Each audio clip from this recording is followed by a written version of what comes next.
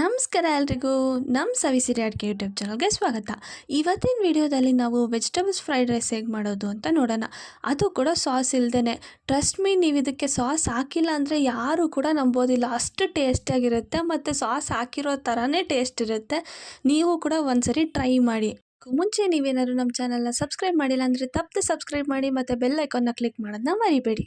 ಇವಾಗ ನಾವು vegetables fried ರೈಸ್ಗೆ ಇಲ್ಲಿ ಸ್ವಲ್ಪ ಕ್ಯಾಬೇಜ್ನ ಸ್ಲೈಸಾಗಿ ಕಟ್ ಮಾಡಿ ಇಟ್ಕೊಂಡಿದ್ದೀವಿ ಮತ್ತು ಒಂದು ಆನಿಯನ್ನ ಕೂಡ ಸ್ಲೈಸಾಗಿ ಕಟ್ ಮಾಡಿ ಇಟ್ಕೊಂಡಿದ್ದೀವಿ.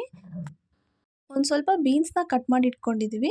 ಅದಾದಮೇಲೆ ಒಂದು 2 ಕ್ಯಾರೆಟ್ನು ಕೂಡ ಕಟ್ ಮಾಡಿ ಇಟ್ಕೊಂಡಿದ್ದೀವಿ ಮತ್ತು ಒಂದು ಅರ್ಧ ಟೇಬಲ್ ಸ್ಪೂನಷ್ಟು ಪೆಪ್ಪರ್ ಪೌಡರ್ ಮತ್ತು 1 ಟೇಬಲ್ ಸ್ಪೂನಷ್ಟು ಗರಂ ಮಸಾಲ ಮತ್ತು 1 ಟೇಬಲ್ ಸ್ಪೂನಷ್ಟು ಶುಂಠಿ ಬೆಳ್ಳುಳ್ಳಿ ಪೇಸ್ಟ್ನ ಕೂಡ ತೊಗೊಂಡಿದ್ದೀವಿ. ನೆಕ್ಸ್ಟ್ ನಾವಿಲ್ಲಿ ಒಂದು 5ರಿಂದ 6 ಹಸಿಮೆಣ್ಸಿನ್ಕಾಯಿನ ತೊಗೊಂಡಿದ್ದೀವಿ. ಖಾರಕ್ಕೆ ಎಷ್ಟು ಬೇಕೋ ಅಷ್ಟು ನೋಡಿ ತೊಗೊಳ್ಳಿ. ಅದನ್ನು ನಾವಿಲ್ಲಿ ಒಂದು ಸ್ವಲ್ಪ ಉಪ್ಪು ಹಾಕಿ ಪೇಸ್ಟ್ ಮಾಡಿ ಇಟ್ಕೊಂಡಿದ್ದೀವಿ.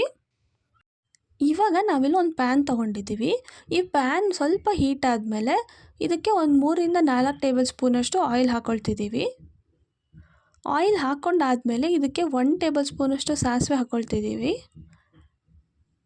ಮತ್ತು ಇದಕ್ಕೆ 1 ಟೇಬಲ್ ಸ್ಪೂನಷ್ಟು ಜೀರಿಗೆ ಹಾಕ್ಕೊಳ್ತಿದ್ದೀವಿ.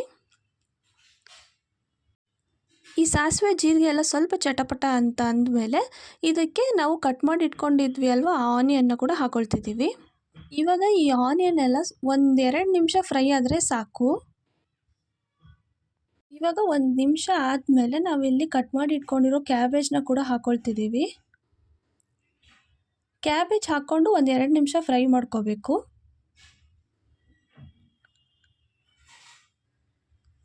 ಇವಾಗ 1-2 ನಿಮಿಷ ಆದಮೇಲೆ ಇದಕ್ಕೆ ನಾವು ಕಟ್ ಮಾಡಿ ಇಟ್ಕೊಂಡಿರೋ ಬೀನ್ಸ್ನ ಹಾಕ್ಕೊಳ್ತಿದ್ದೀವಿ. ಬೀನ್ಸ್ ಹಾಕ್ಕೊಂಡು 1 ನಿಮಿಷ ಮಿಕ್ಸ್ ಮಾಡ್ಕೊಂಡಾದಮೇಲೆ ಇದಕ್ಕೆ ಕ್ಯಾರೆಟ್ ಹಾಕ್ಕೋಬೋದು. ಸೊ ನಾವಿವಾಗ ಕ್ಯಾರೆಟ್ ಹಾಕ್ಕೊಳ್ತಿದ್ದೀವಿ. ಇದೆರಡೂ ಕೂಡ ಬೀನ್ಸ್ ಮತ್ತು ಕ್ಯಾರೆಟ್ ನೀಟಾಗಿ ಫ್ರೈ ಮಾಡ್ಕೋಬೇಕು. ಇವಾಗ ಬೀನ್ಸ್ ಕ್ಯಾರೆಟ್ ಎಲ್ಲ ಫ್ರೈ ಆಗಿದೆ. ನೆಕ್ಸ್ಟ್ ಇದಕ್ಕೆ ನಾವು ಮೆಣಸಿನ್ಕಾಯಿನ ಪೇಸ್ಟ್ ಮಾಡಿರೋದನ್ನ ಹಾಕ್ಕೊಳ್ತಿದ್ದೀವಿ. ಇದನ್ನ 1-2 ನಿಮಿಷ ಫ್ರೈ ಮಾಡ್ಕೋಬೇಕು. ಇದೆಲ್ಲ ಹಸಿ ವಾಸನೆ ಹೋಗಬೇಕು. ಮತ್ತು ಮೆಣಸಿನ್ಕಾಯಿನ ನಿಮಗೆ ಖಾರಕ್ಕೆ ಎಷ್ಟು ಬೇಕೋ ಅಷ್ಟು ನೋಡಿ ಹಾಕ್ಕೊಳ್ಳಿ. ನೆಕ್ಸ್ಟ್ ಇದಕ್ಕೆ ನಾವು ಶುಂಠಿ ಬೆಳ್ಳುಳ್ಳಿ ಪೇಸ್ಟ್ನ ಹಾಕ್ಕೊಳ್ತಿದ್ದೀವಿ. ಶುಂಠಿ ಬೆಳ್ಳುಳ್ಳಿ ಪೇಸ್ಟ್ ಹಾಕ್ಕೊಂಡ್ಮೇಲೆ ಕೂಡ ಇದನ್ನೊಂದು 2 ನಿಮಿಷ ಫ್ರೈ ಮಾಡ್ಕೋಬೇಕು. ಅದಾದಮೇಲೆ ನಾವು ಇಲ್ಲಿ ತಗೊಂಡಿರೋ ಗರಂ ಮಸಾಲ ಪೌಡರ್ನು ಹಾಕ್ಕೊಳ್ತಿದ್ದೀವಿ. ಅದಾದಮೇಲೆ ಪೆಪ್ಪರ್ ಪೌಡರ್ನು ಕೂಡ ಹಾಕ್ಕೊಳ್ತಿದ್ದೀವಿ. ಇವಾಗ ಇದನ್ನು ಮಿಕ್ಸ್ ಮಾಡ್ಕೊತಿದ್ದೀವಿ. ನೆಕ್ಸ್ಟ್ ಇದಕ್ಕೆ ಉಪ್ಪು ಹಾಕ್ಕೊಳ್ತಿದ್ದೀವಿ. ರುಚಿಗೆ ಎಷ್ಟು ಬೇಕೋ ಅಷ್ಟು ನೋಡಿ ಹಾಕ್ಕೋಬೇಕು. ಮುಂಚೆನೇ ನಾವು ಇದಕ್ಕೆ ಮೆಣಸಿನ್ಕಾಯಿನ ಪೇಸ್ಟ್ ಮಾಡಬೇಕಾದ್ರೆ ಉಪ್ಪು ಹಾಕ್ಕೊಂಡಿದ್ವಿ, ಅದಕ್ಕೆ ಇವಾಗ ಸ್ವಲ್ಪ ಹಾಕ್ಕೊಂಡಿದ್ದೀವಿ. ನೆಕ್ಸ್ಟ್ ಇದಕ್ಕೆ ಸ್ವಲ್ಪ ಕೊತ್ತಂಬರಿ ಹಾಕ್ಕೊಳ್ತಿದ್ದೀವಿ. ಇವಾಗ ಇದನ್ನೆಲ್ಲ ನೀಟಾಗಿ ಮಿಕ್ಸ್ ಮಾಡ್ಕೋಬೇಕು.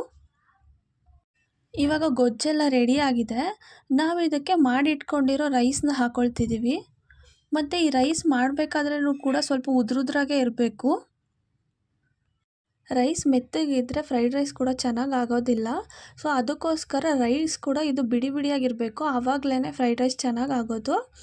ಇವಾಗ ನಾವಿಲ್ಲಿ ರೈಸ್ ಹಾಕ್ಕೊಂಡು ಎಲ್ಲನೂ ನೀಟಾಗಿ ಮಿಕ್ಸ್ ಮಾಡ್ಕೊಳ್ತಿದ್ದೀವಿ. ಇವಾಗ ರೈಸ್ ಎಲ್ಲ ನೀಟಾಗಿ ಮಿಕ್ಸ್ ಆಗಿದೆ. ನೆಕ್ಸ್ಟ್ ಇದಕ್ಕೆ ನಾವು ಒಂದು ಅರ್ಧ ನಿಂಬೆಹಣ್ಣಿನ ರಸ ಹಾಕ್ಕೊಳ್ತಿದ್ದೀವಿ. ಸಾಸ್ ಯೂಸ್ ಮಾಡಿದರೆ ಈ ನಿಂಬೆಹಣ್ಣಿನ ರಸ ಹಾಕೋದೇನೋ ಅವಶ್ಯಕತೆ ಇರೋದಿಲ್ಲ. ನಾವು ಸಾಸ್ ಹಾಕ್ಕೊಳ್ದೇ ಇರೋದ್ರಿಂದ ಇಲ್ಲಿ ನಿಂಬೆಹಣ್ಣಿನ ರಸ ಯೂಸ್ ಮಾಡಿದ್ದೀವಿ. ಇದನ್ನೆಲ್ಲ ನೀಟಾಗಿ ಮಿಕ್ಸ್ ಮಾಡಿಕೊಂಡ್ರೆ ವೆಜಿಟೇಬಲ್ ಫ್ರೈಡ್ ರೈಸ್ ರೆಡಿ ಆಗುತ್ತೆ. ಸೊ ಇದನ್ನ ನೀವು ಬಿಸಿ ಬಿಸಿಯಾಗೇ ಸರ್ವ್ ಮಾಡ್ಬೋದು.